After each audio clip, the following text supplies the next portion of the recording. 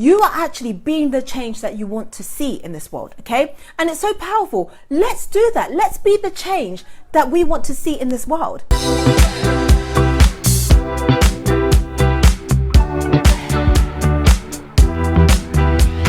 Hi guys, I hope you're all well. So my name is AnitadeSouza. I am a chartered management accountant and a finance and wealth coach. So I help people to get in control of their finances, to get out of debt, to literally build wealth, to save and invest. I know that sounds a lot, but that's part of my coaching program that I offer. So, today we'll be talking about applying Kaizen to building wealth. And I'll try and keep it under 20 minutes because I know I can talk for Britain, but I'm gonna do my best to keep it as short as possible. If you want to save in an easy way, and if you want to learn to, change your money mindset and improve it, then I invite you to join my savings group. It's called Saving Money Made Easy, and I will be putting the link to that above. I've got an ebook, so it's called The 9 Steps to Financial Freedom. So if you haven't grabbed it already, please go ahead and do so. And then the last thing I'd like to say is, if you felt inspired and you feel somebody else will feel inspired, please go ahead and share and like and send me some love. This week, I've been focusing on Kaizen. So that has been my word for the week. And it all came about when I was reading a book, and it kind of like sparked the word back into my life, because I first heard about Kaizen when I was studying my accountancy degree. And it's such a powerful word. It has so much more meaning than we know. And so I just thought, it's an amazing way to be able to apply it to, building wealth. So that's what I'm doing today. Kaizen is about continuous improvement. It's a Japanese word which literally means continuous improvement, okay?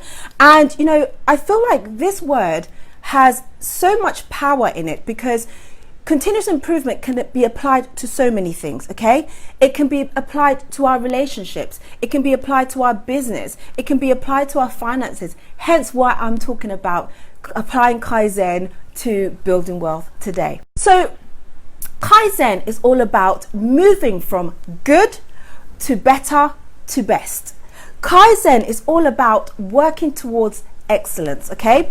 Kaizen is all about the secrets to a lasting change, okay? And so if Kaizen is about continuous improvement, let me ask you a question, right? And this is for everybody that's watching right now.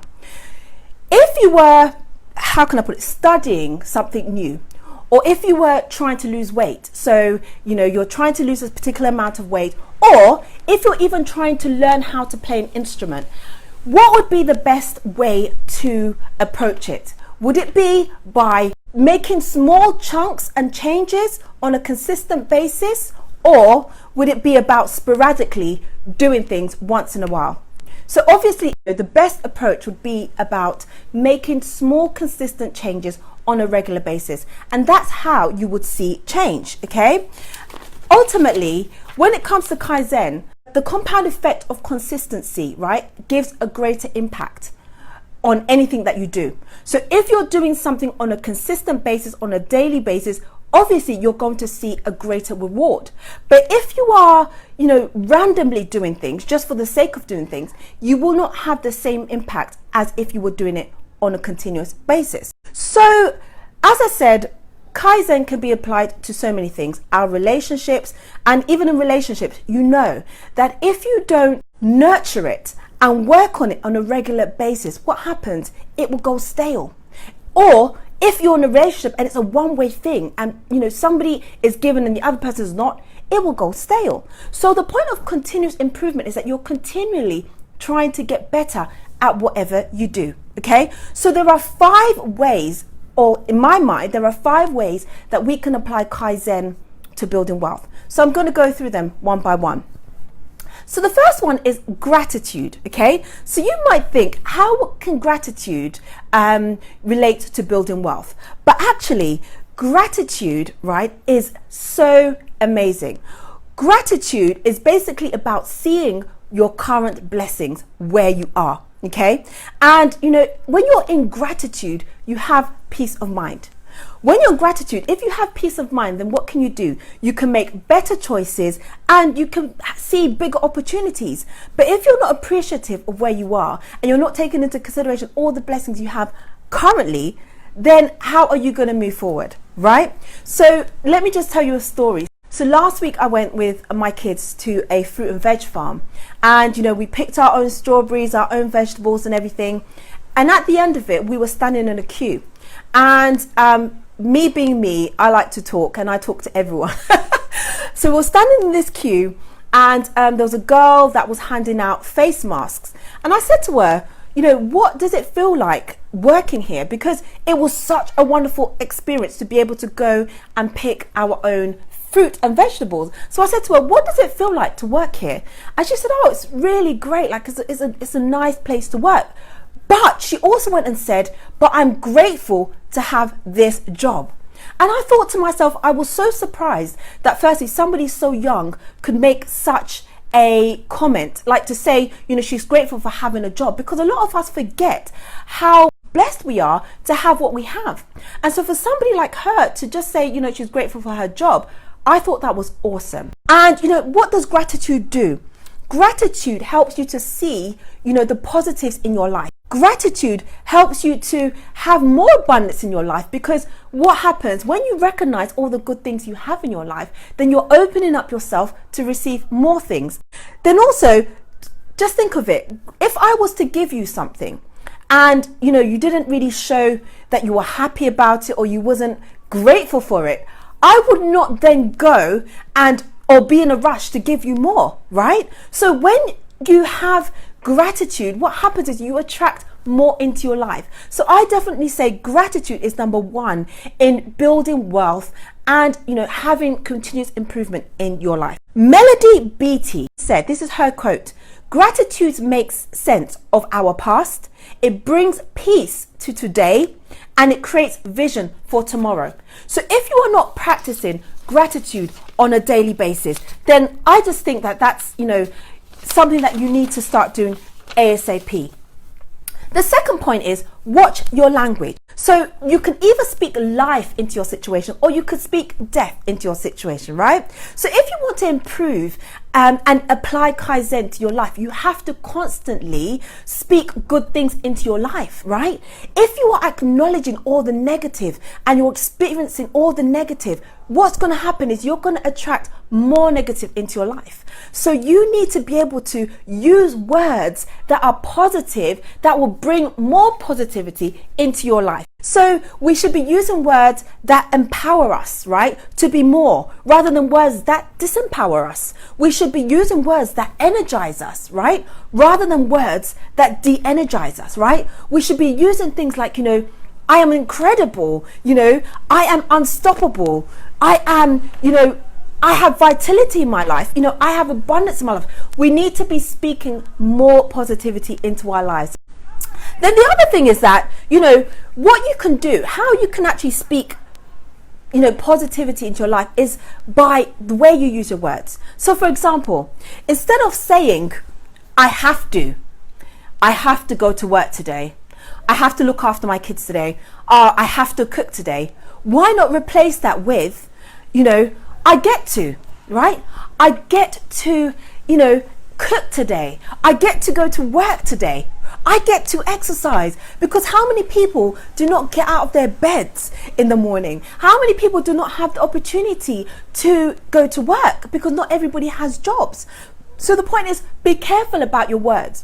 From now on, instead of using I have to, use the word I get to, and you will feel the difference instantly. So number 3 is change your expectations and raise your standards. A lot of us have been conditioned in this society to believe that we are not, worthy to become more than society tells us, right? But we have to change the narrative. We have to change what we believe about ourselves, right? Let me know if what I'm saying is true or false.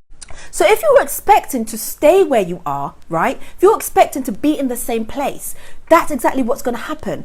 If you are, say, working towards something and you're working really hard and you're not seeing, results, you have to keep going, and you have to keep believing and expecting that things will get better. So that's what I mean by change your expectations. Because sometimes we say, oh, I want more money, I want more wealth, I want this, I want that. But the issue is that we are not actually expecting it.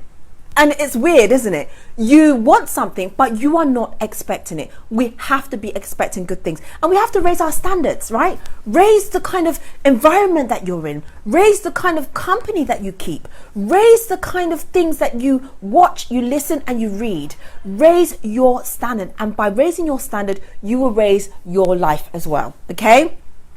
So if you are not happy with your environment, your current environment, then I advise you to figure out what it is and change it. You know, sometimes we've got to change the people around us. We've got to change our friends, because at the end of the day, you do not want toxic people in your life. And having toxic people will instantly bring you down. It will bring your standards down, okay? So you have to raise your standards by changing your group of friends. You have to raise your standards by living in an environment that makes you happy, that brings joy to you. You have to change your environment by getting rid of all the things that do not serve you. A lot of us have so many clothes, we have so much clutter, so many shoes, and we are not even using them. So why do you have them in your life?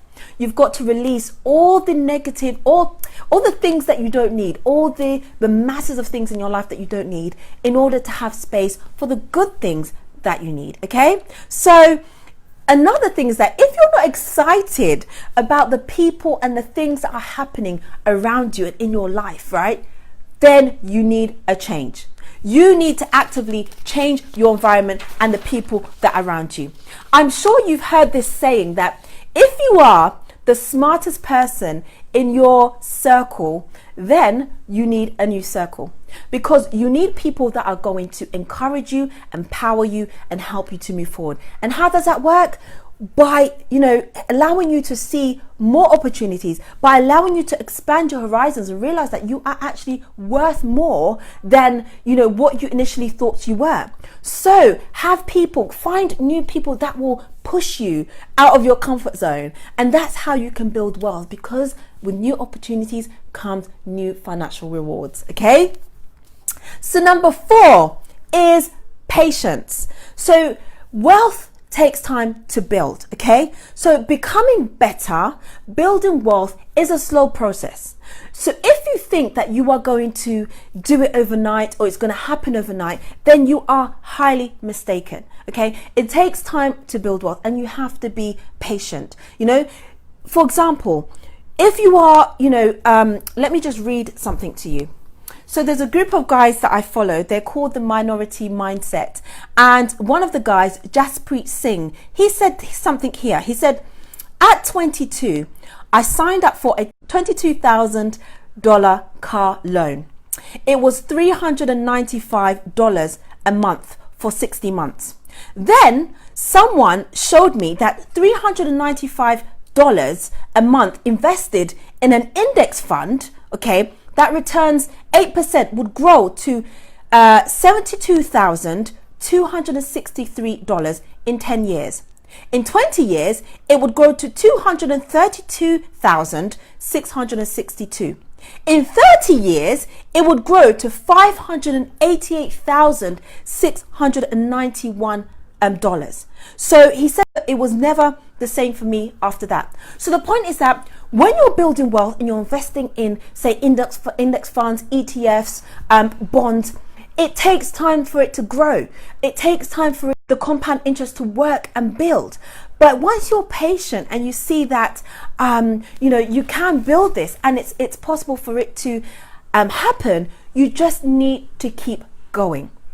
Even if in your life, in your business, in your situation right now, you may be wanting so much for yourself, right? And you may feel like you're working so hard and you're pushing, and you're not seeing results.